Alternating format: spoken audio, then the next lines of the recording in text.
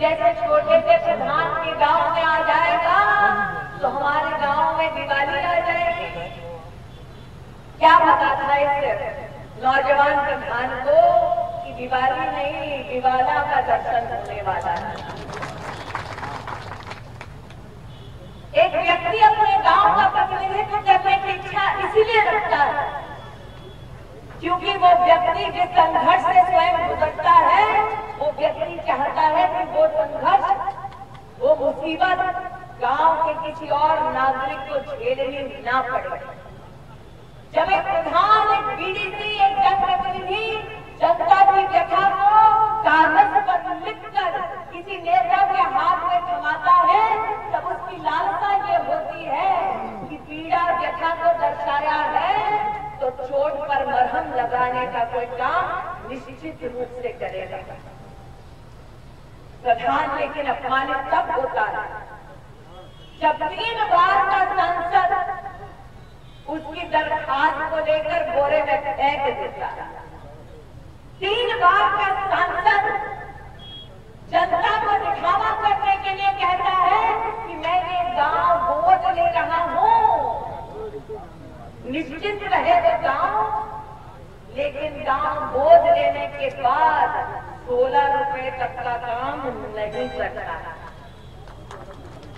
एक तरफ वो प्रधान जिसने भारतीय जनता पार्टी के नेतृत्व पर विश्वास किया और मात्र अपने गांव में 16 करोड़ का विकास का काम पाया, और दूसरी ओर ये प्रधान जो चाहता था कि उसकी तरह नौजवानों को शक्ति मिले, सामर्थ्य बढ़े, वो कांग्रेस के नेता के पास गया और अपमान के सिवा इस नौजवान प्रधान को वहां कुछ नहीं मिला। इसलिए आप प्रधान हो या बीडीसी, आप सबसे कहना चाहती हूं, 5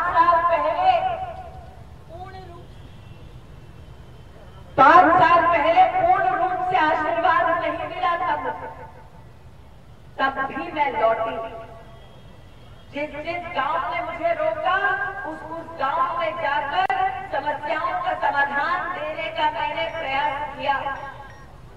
जब प्रधान बीडीसी मिले, उनका नागरिक सम्मान किया, बल्कि मंत्रालय चाहे कोई भी हो उनके संग चली, नेताओं से मिली, ताकि लोगों से ये कह सकूं कि ये वो अमेठी है जिसने मुझे बीडी बनाया।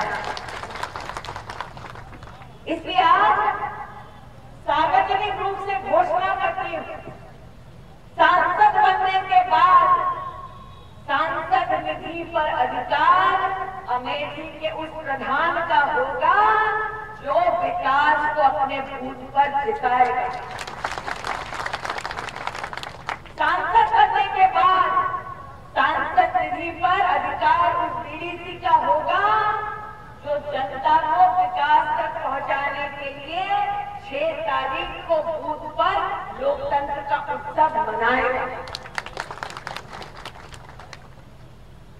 मोदी सिंह जी की उदारता है, एक वरिष्ठ नेता होने के बावजूद उन्होंने मंच से अपने संबोधन में मुझे इतना बड़ा सम्मान दिया। लेकिन मोदी सिंह जी स्वयं आज एक बहुत बड़ा उदाहरण बनकर बैठे हैं। आज यहाँ जितने प्रमुख बैठे हैं उनसे पूछना चाहती हूँ, कांग्रेस में क्या संभव है कि एक व्यक्ति गांव से अपनी राजनीति शुरू करे और प्रदेश का मंत्री बन जाए?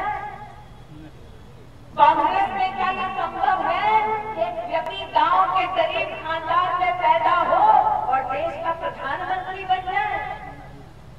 ये संभावना भारतीय जनता पार्टी में ही है, क्योंकि भारतीय जनता पार्टी वोटर के लिए काम करती है, वोट के लिए नहीं।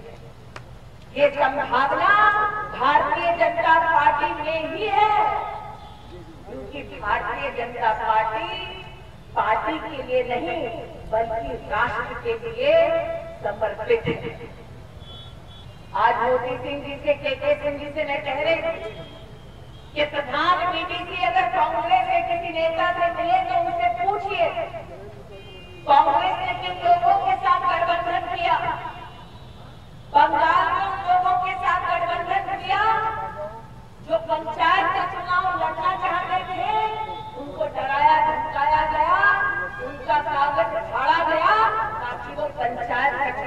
न लड़ सके। कांग्रेस ने किसके साथ गठबंधन किया? जम्मू कश्मीर में ऐसी पार्टी के साथ गठबंधन।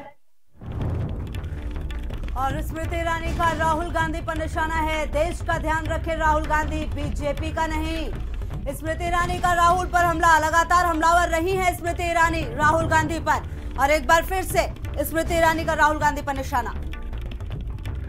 राहुल गांधी का जो भारतीय जनता पार्टी के साथ विशेष ऑब्सेशन है, अगर वो मात्र और मात्र देश पर केंद्रित रहते तो शायद देश को पता चलता कि देश के लिए उनका विजन क्या है।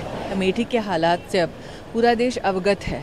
तो एक तरफ एक ऐसा नेतृत्व है जो क्षमतावान है, जिन्होंने एक संकल्प लिया है भारत के नवनिर्माण का, और दूसरी ओर एक ऐसा व्यक्ति है जो ना संकल्प लेता है, सिर्फ घोषणाओं में अपने आप को सीमित रखता है, और जब बात उसकी अपनी कॉन्स्टिट्यूएंसी की हकीकत पर आती है तो लोग स्वयं जान पाते हैं कि 15 साल सतत सांसद रहने के बाद वो व्यक्ति अपने ही लोकसभा क्षेत्र में विकास न कर पाया। और लोकसभा चुनाव के पहले चरण के चुनाव के लिए प्रचार का आज आखिरी दिन है। आज शाम 5 बजे थम जाएगा प्रचार का शोर। पहले चरण के लिए प्रचार का आखिरी दिन है आज शाम 5 बजे थम जाएगा प्रचार।